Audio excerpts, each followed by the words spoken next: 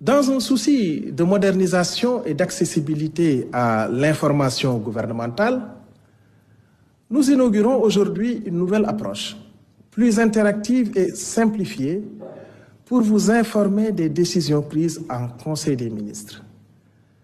Cette innovation a pour but de mieux informer des décisions et orientations et engager chaque citoyen autour des actions gouvernementales. Ainsi, le porte-parole du gouvernement que je suis et au besoin, les autres ministres sur des questions relevant de leur département se succéderont devant ce pupitre. Ce conseil a marqué le lancement de l'exercice 2025 dans le cadre du déploiement de l'agenda national de transformation Vision Sénégal 2050. Il s'articulera autour d'un plan d'action gouvernemental visant à consolider la transformation systémique de notre pays. Une priorité spéciale sera accordée au secteur sanitaire. Le chef de l'État a insisté sur la nécessité d'améliorer la qualité de vie des citoyens, notamment par la mise en place de filets sociaux, le renforcement de fonds de solidarité nationale, la restructuration de programmes sociaux et l'actualisation du registre national unique, afin de cibler avec précision les ménages vulnérables.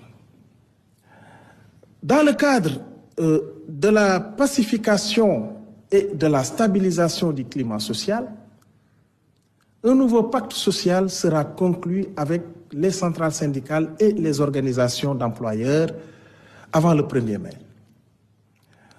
Au plan économique, le président de la République a réaffirmé sa vision d'une économie souveraine, endogène, territorialisée et résiliente, créatrice d'emplois.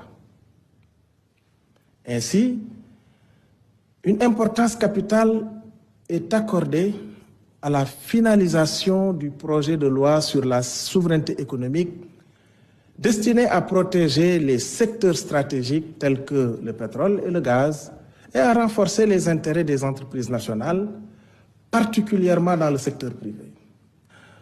Dans le cadre de la gestion transparente et efficiente de nos ressources naturelles, la nouvelle composition du comité COS-Pétrogaz se réunira avant fin avril 2025.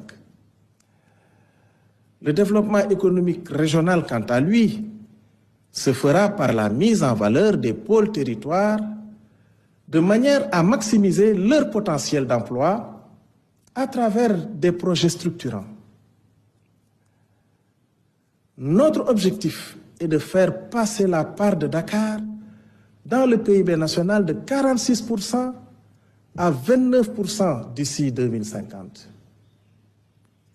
La maîtrise du coût de la vie passera au plan structurel par le développement de la souveraineté alimentaire du pays en soutenant largement le secteur primaire et l'agriculture en particulier. Le gouvernement a déjà consenti un effort budgétaire de 140 milliards de francs CFA pour atténuer les pressions conjoncturelles sur les prix et sera intransigeant sur le respect des prix intérieurs. Abordant les Jeux olympiques de la jeunesse Dakar 2026, le chef de l'État a exigé une supervision rigoureuse de l'avancement des projets afin de garantir leur livraison à temps. Soucieux d'une exécution efficace des politiques publiques, le Premier ministre a annoncé la mise en place d'un dispositif renforcé pour le pilotage, le suivi et l'évaluation des programmes et projets découlant des 26 objectifs stratégiques et des réformes du plan quinquennal 2025-2029. La rationalisation, la priorisation et l'efficience dans l'utilisation des ressources publiques restent un enjeu majeur pour le gouvernement. C'est pourquoi le Premier ministre a décidé que toutes les dépenses d'investissement seront validées à son niveau. Un tableau prévisionnel des opérations financières de l'État sera soumis par quinzaine. Au plan législatif, 2 projets de loi d'envergure ont été adoptés par le Conseil.